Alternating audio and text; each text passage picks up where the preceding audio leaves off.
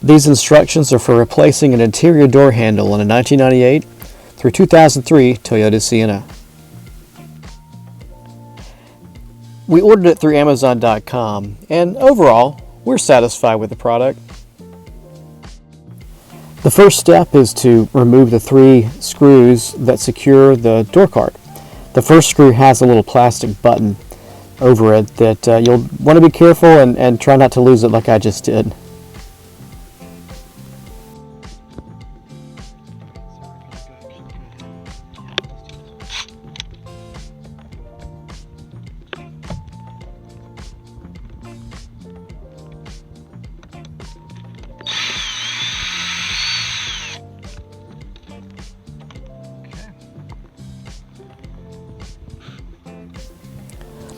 If at all possible, you'll want to get a plastic pry tool, and this will help remove the door armrest there without damaging the door.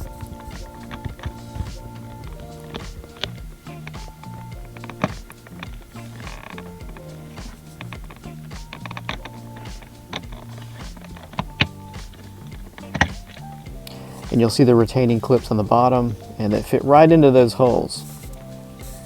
It's a great design.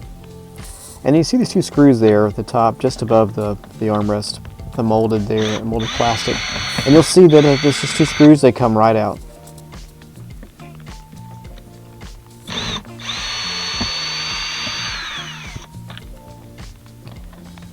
And in a moment, we're just going to try to find places to pull up on the door panel, the door card.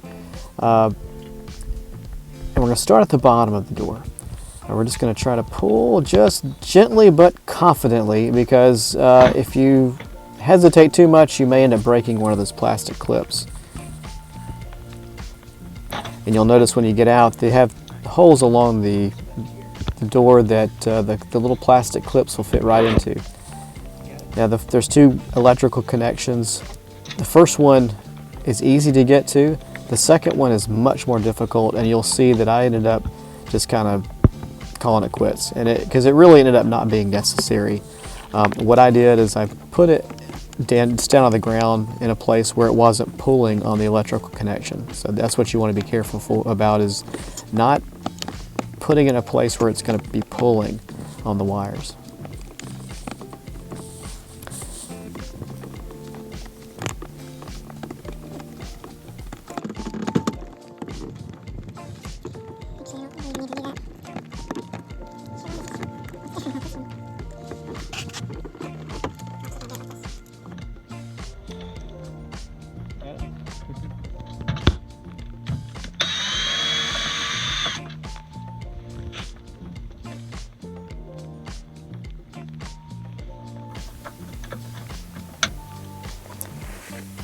So these can be a little tricky to get out, but with a little patience, just think it through, and they do eventually come out.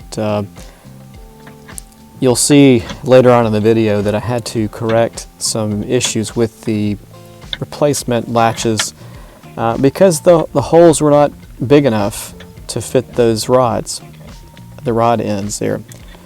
So the first fitment correction that we had was I had to cut the rear tab off the back of the trim plate, because otherwise it wouldn't actually fit in there. That trim plate, that little latch there on the back that I'm cutting off, it doesn't come out enough to fit behind the door card. So I'm just trimming it out and just eliminating the problem altogether. The screw does hold it in place just fine.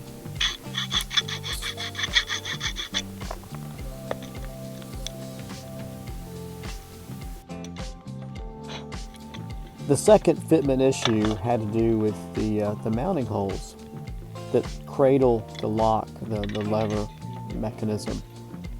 They were simply too small and not the proper shape to fit around the mounting ends of the latch. You'll have to take my word on it, but and also. It looks like I'm about to drill into my knee, but I was actually not putting a lot of pressure down. I was simply trying to wear out some of the plastic on this side, but it looks terrible, so I apologize. Yeah, don't do this at home, kids.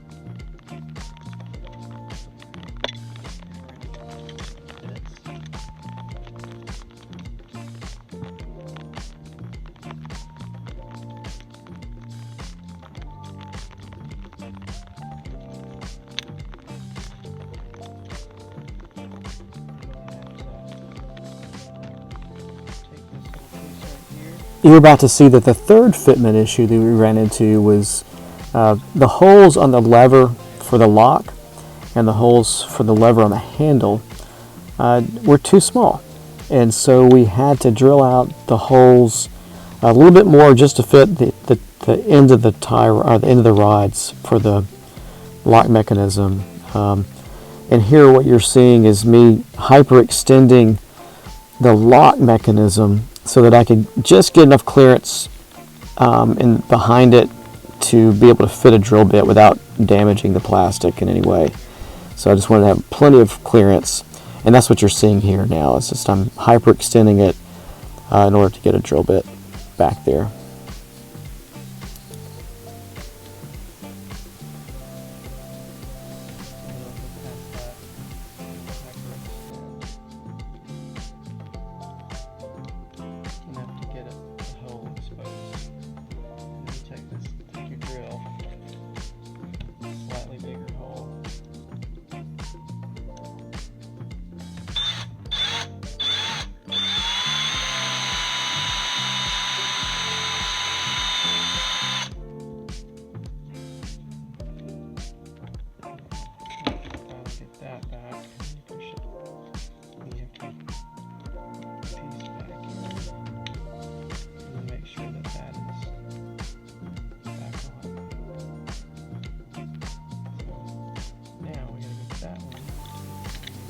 Okay, so the fourth correction had to do with the lever that controls that ties into the tie rod in the back of the lock mechanism. You'll see that I'm doing the exact same thing as I did with the lock lever there. I'm just drilling out the hole a little bit bigger so that the end of the rods will fit much better, much more easily, and also they will work better.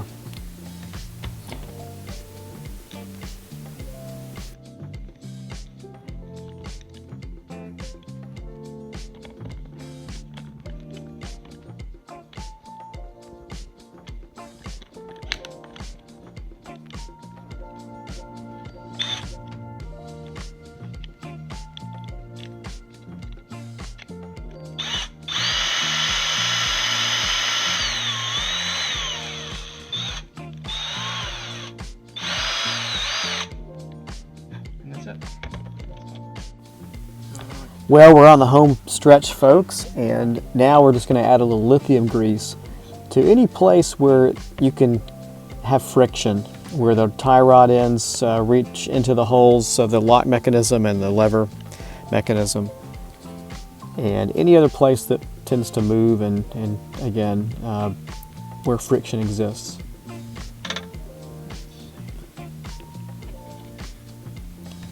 And you'll see after drilling out the holes a little bit bigger here on this particular lock, the rods go in so much easier.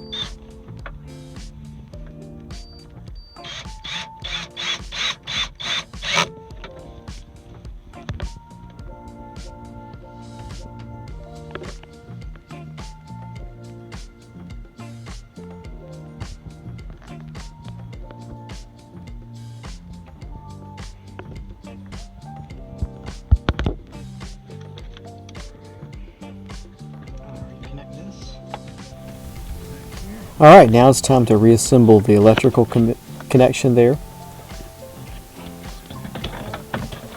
And you'll notice there's a slight lip on the metal portion of the door there, just below the window.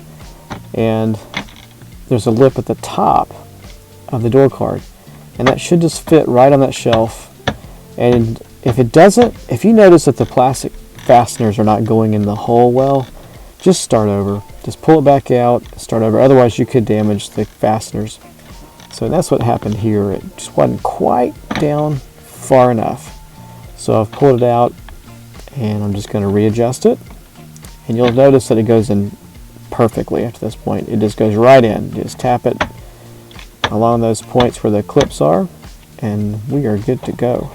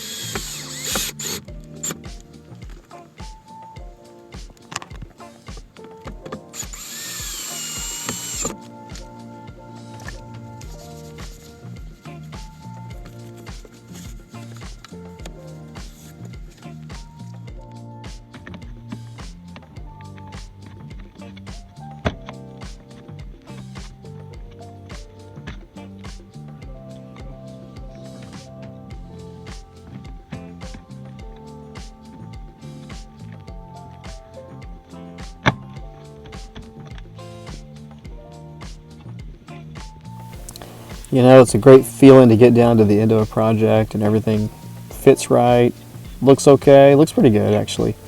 It's just a good feeling. One thing I do want to just say about this particular product is that it is not OEM, you can tell. But OEM parts were so much more expensive. I think these were less than $20 for both sides. And for me, I just went with it. The plastic itself seemed to be pretty solid. It didn't seem flimsy. It's just that the holes were too small and there's some imperfection in the way the trim was made.